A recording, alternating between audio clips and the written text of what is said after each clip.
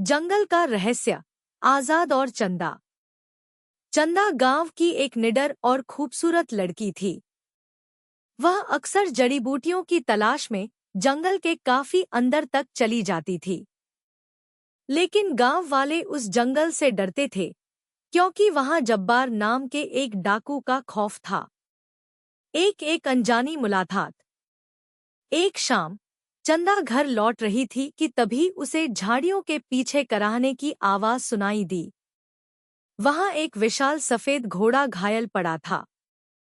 चंदा दयालु थी। उसने तुरंत अपने थैले से मरहम निकाला और घोड़े के घाव भरने लगी। तभी अंधेरे से एक कड़क आवाज आई, उसे हाथ मत लगाना। सामने खड़ा था डाकू जब्बार, हाथ में बंदूक, चेहरे पर एक गहरा निशान, लेकिन आंखों में एक अजीब सी बेचैनी। वह घोड़ा जब्बार का सबसे प्यारा साथी था। चंदा डरी नहीं। उसने निडर होकर कहा, यह दर्द में है। अगर मैंने अभी खून नहीं रोका तो यह मर जाएगा। जब्बार उसकी हिम्मत देख दंग रह गया।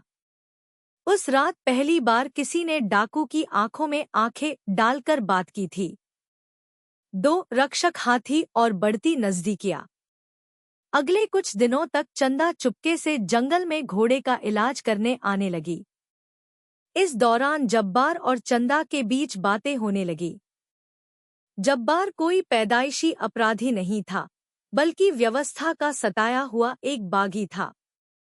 चंदा की सादगी और उसकी बातों ने जब्बार के कठोर दिल को पिघलाना शुरू कर दिया।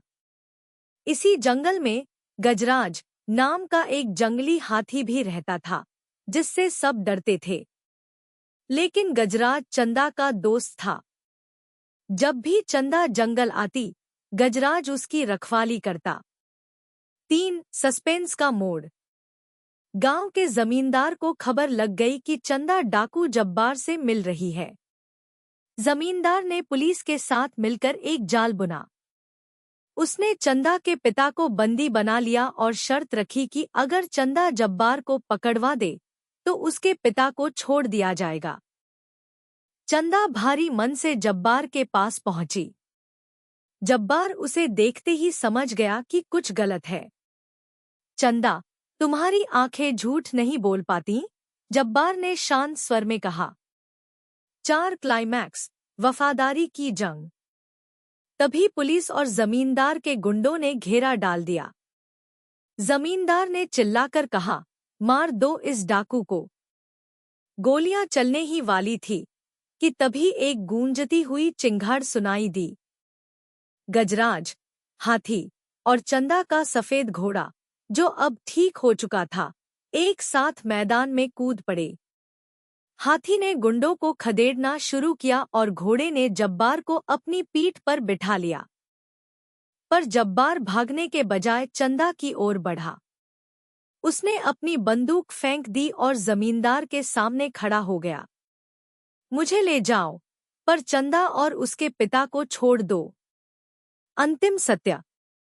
कहानी में सस्पेंस तब खुला जब पुलिस इंस्पेक्टर ने खुलासा किया कि जब्बार के पास से जो कागजात मिले, वे साबित करते थे कि असली मुजरिम जब्बार नहीं, बल्कि वह जमींदार था जिसने सालों पहले जब्बार की जमीन हड़पी थी। अंत, जब्बार को रिहा कर दिया गया। वह अब डाकू नहीं था, बल्कि जंगल का रक्षक बन गया। चंदा और आजाद जब्बार की मोहब्बत उस जंगल की हवाओं में अमर हो गई, जहां आज भी एक हाथी और एक सफेद घोड़ा साथ घूमते देखे जाते हैं। क्या आप चाहेंगे कि मैं इस कहानी का कोई विशेष हिस्सा, जैसे चंदा और जब्बार की बातचीत, और विस्तार से लिखूं?